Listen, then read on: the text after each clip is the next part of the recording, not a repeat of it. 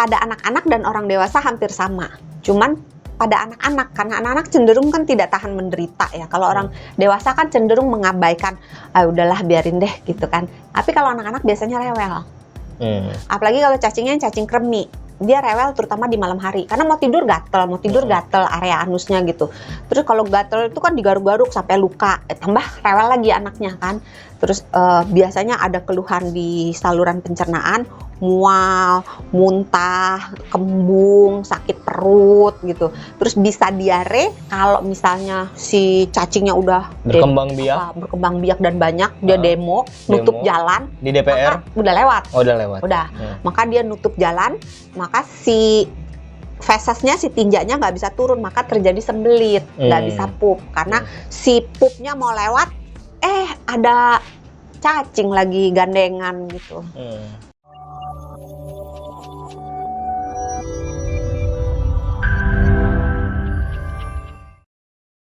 Kita tes. Oh, ya. Yang bikin gatal adalah cacing jenis 1, cambuk, 2, tambang, 3, kremi, 4, gelang. Oke. Cacing yang mana? Apa? Ini juga gejala lemot nih. Cacingan. Iya, cacingan berarti. Makanya nih. Cacing yang bikin gatal adalah cacing kremi. Ih, pinter loh. Gelang enggak, kremi doang. Kremi. Bener lemot nih, beneran cacingan nih saya nih. Aduh, cek kesehatan apa ya? Iya, nah terus gejala-gejala anemia. Gejala anemia kayak orangnya mulai pucet, terus tangan kakinya dingin, terus rambut suka rontok, kuku suka somplak, rapuh gitu. Beneran? Oh iya. Beneran. Iya. Nah, berarti kalau orang dewasa nih kita udah tahu gejalanya apa, penyebabnya apa.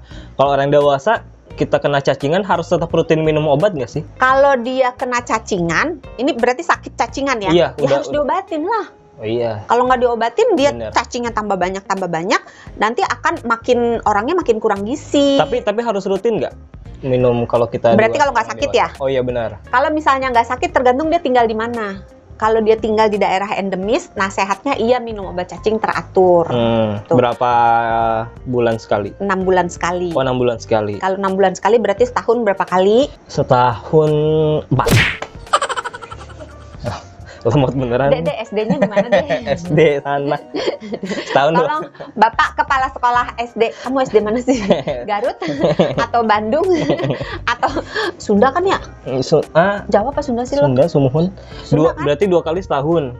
Karena 6 bulan sekali. Tadi katanya 4. Udah dihitung ya pakai kalkulator? Iya, udah dihitung. Jangan pakai kalkulator, aduh.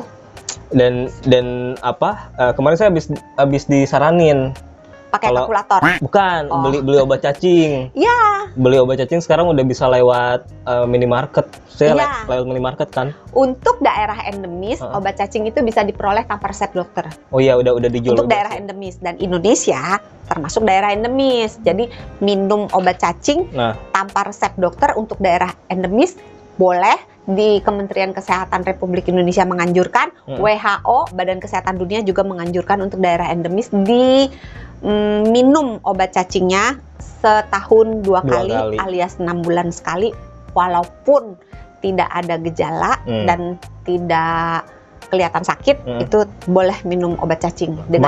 Kemarin saya disaranin. Tapi kalau sakit, minum obat cacingnya sesuai karena ada beberapa obat cacing yang harus diulang 2 minggu kemudian gitu, sesuai anjuran. Tapi kalau nggak ada gejala-gejala sakit, misalnya semuanya baik-baik aja, nggak ada cacing yang tampak, kadang cacing itu bisa keluar loh. Lewat pup, jadi gelantungan di area anus. Kita habis minum obat nih. Nggak minum obat juga bisa keluar. Hah? Serius. Atau misalnya dia batuk, muncrat cacing. Walaupun ini terjadi dalam kasus yang ekstrim ya, jumlah cacingnya udah banyak banget. Tapi bisa atau kalau keluar dari lubang hidung.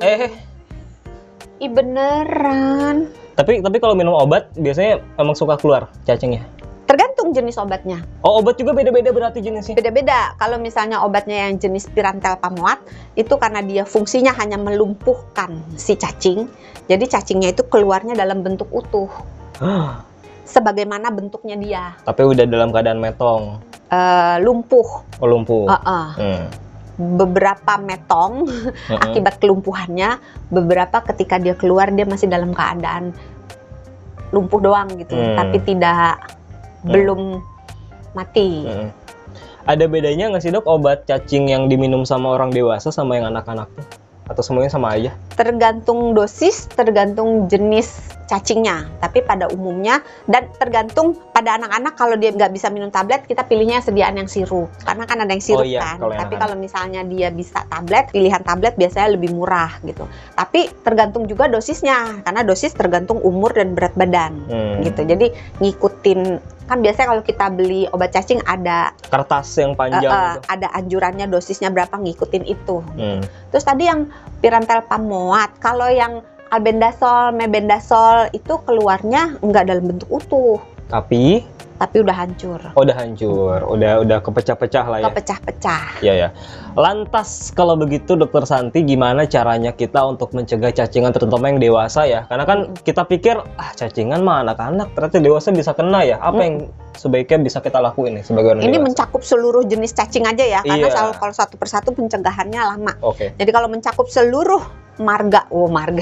seluruh jenis cacing, maka kita taunya cacing itu bisa masuk lewat mulut, tapi ada cacing yang bisa masuk lewat kulit. Hah? Makanya kalau kita main tanah pakai sarung tangan. Tinju sarung. Kalau kita ke kebun atau berkontak dengan tanah pakai alas kaki, supaya si larva cacingnya itu nggak masuk, atau telur cacingnya mungkin masuk ke kuku, Iya. atau misalnya ke kuku kaki, kuku tangan, atau dia nembus ke kulit, bergerak masuk gitu. Nah terus itu kalau masuknya lewat kuku. Kalau masuknya lewat mulut, maka harus menjaga mulut, jangan sembarangan ngomong, jangan sembarangan mulutmu marah-marah. harimaumu. Enggak, sekarang mah jarimu harimaumu. Udah banyak Mulut kejadian. sekarang. Iya. Sampai di demo tuh kan. Makanya jangan suka nunjuk-nunjuk gini, jarimu harimaumu gitu, nggak boleh. Kan Iya. katanya nggak sopan nunjuk-nunjuk gini ya. Gue Nah. sering lagi begini, nggak boleh ya. Gini-gini. Kayak jempol aja. Jempol. Gitu. Iya. Iya udah. Udah kan maksudnya gini loh. Maksudnya kita menurunkan potensi masuknya telur dari mulut dengan cara makan nih. Jangan makan yang mentah, makan setengah mateng, jangan. Kalau steak gimana? Kalau doyan, steak kan mentah. iya, agak susah memang, karena tergantung si sapinya atau si hewannya itu cacingan atau enggak. Ya, Kalau dia cacingan, maka di dalam badan kita bisa, di dalam dagingnya itu kalau setengah matang cacingnya belum wafat, masih ada. Nah bisa masuk ke dalam badan kita. Kalau misalnya mau juga, jangan sering-sering disela. Kenapa? Karena badan kita sebenarnya punya kemampuan untuk memusnahkan cacing itu. Punya imun sendiri. Iya. Kalau imunnya bagus dan jumlah cacingnya nggak banyak. Syarat dan ketentuan berlaku. Nanti kalau misalnya nyuci sayur gitu ya, kan sering kita makan sayur mentah, lalap gitu kan. Lotek ada yang mentah. Lotek ada yang mentah. Lotek bukan mateng ya? Mentah yang mentah ada. mah karedok. Lotek Sunda. Nggak Karedok pernah ke Bandung sih. Ih. Ada lotek Sunda. Lotek Sunda mentah ya? Sunda. Lotek mentah ada. Itu bukan karedok. Bukan. Ada. Ke Bandung yuk. Di sini. Yuk. Ayo. Jajanin ya. Iya. Tapi jangan lupa minum obat cacing. 6 bulan sekali. Setahun berapa kali? 4 kata Mas Sony. Salah dong. Kan Mas Sony ngikutin Mas Sony gitu kan. Tadi apa sayuran mentah? Sayuran kalau dicuci, itu cucinya dengan air mengalir. Jangan diupek-upek di baskom. Balik lagi dia. Iya, biasanya kan ibu-ibu suka naruh di baskom, direndam ada juga bahkan. Kalau mau direndam boleh, tapi pada basuhan yang kedua atau ketiga gunakan air mengalir supaya kalau ada telur cacing, telurnya luruh gitu. Terus gunakan alat potong daging dengan alat potong buah, dengan alat potong sayur gitu. Beda-beda. Talenannya beda gitu. Terus minum air kalau misalnya di daerah endemis, misalnya nih, kan pada umumnya kita udah pakai air galon ya. Iya. Tapi kan ada juga yang masih belum punya air galon, merebus. Ada juga isi ulang, tapi kita nggak tahu isi ulangnya dari mana. Kalau air isi ulangnya yang tersertifikasi dan benar-benar isi ulang yang baik, harusnya baik karena dia tiap secara berkala dicek kadar airnya ini dari segala macam bahan-bahan yang berbahaya. Kalau isi ulang yang murah-murah gitu yang kita nggak tahu kan ya, atau misalkan itu kemungkinan kan air tanah kan, atau air sumur, atau air apa? Air pam, air mata. Aduh, lebih bahaya lagi apa? Air ketuban. Ya, jadi kalau misalnya sebenarnya air pam ya kita bicara ya. Kalau dari awal dari si pusat pengolahan airnya itu bersih. Tapi masalahnya dari pusat pengolahan airnya sampai ke rumah kita, apakah kita bisa menjamin seluruh sistem pipanya itu baik? Itu jadi pertanyaan. Jadi kalau misalnya pipanya ada yang udah agak lapuk dikit, mungkin bisa ngerembes air-air yang bukan dari pumpnya, maka rembesan itu berpotensi, belum tentu ya, berpotensi mengandung zat-zat pencemar. Iya. Gitu. Tapi pada intinya kalau minum air juga harus dipastikan dulu airnya benar-benar yang kualitasnya bagus supaya nggak ada potensi ada telur cacingnya. Pinter loh. Gimana caranya memastikan air itu, misalnya kita punyanya air pump atau air galon atau mau diminum, atau air sumur deh, atau air tanah gitu, kita mau minum, gimana caranya supaya aman? Dimasak. Bebas. Iya benar. Sampai mendidih. Ih bener loh. Padahal ngasal loh. Selama air mendidih. Selama-lamanya. Iya, selama air mendidih, benar. Mendidihnya selama sampai panas. Celup dulu gitu. Panas. Panas gitu. Enggak, jadi setelah mendidih, apinya jangan dimatiin. Oh gitu. Kalau kita di dataran rendah, tunggu 1 menit. Kalau kita di dataran tinggi, gunung ke atas gitu, bukan gunung sari ya, bener gunungan gitu, itu 3 menit. Supaya benar-benar musnah semua parasitnya. Bunyinya ganggu, Dok. Kebetulan saya teko itu loh, Dok, yang kalau mendidih bunyi. Nyanyi. Oh iya. Sambil nyanyi. Nah, itu kan yang masuk nih, makanan, minuman, udah ya. Nah, terus alat makan itu harus dicuci sampai bersih. Terus jangan suka ganti-ganti pakaian dalam. Terus kalau keluar rumah harus pakai sendal. Jangan lupa PHBS. PHBS itu pola hidup yang menjaga kebersihan, terutama tangan dan kaki juga sih. Jadi cuci tangan sebelum makan, cuci tangan setelah berkontak dengan tanah atau kotoran atau apapun air yang kemungkinan tercemar.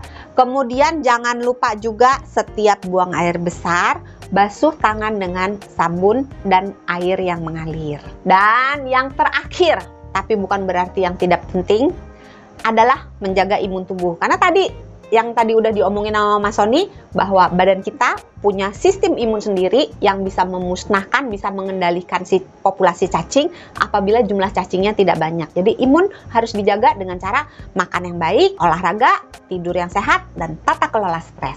Oke lah, kalau begitu terima kasih Dr. Santi. Ini diingatkan berarti kalau orang dewasa jangan lupa minum obat cacing 6 bulan sekali. Terima kasih untuk kamu yang sudah menonton. Jangan lupa subscribe channel YouTube-nya Sonora FM 92. Dan terima kasih ya Dr. Santi. Pantangin terus kamu sehat di episode selanjutnya. Jangan lupa di-share ya, di-upload ke TikTok boleh biar viral. Kalau gitu, jangan lupa jaga kesehatan karena sehat itu mudah, sehat itu murah.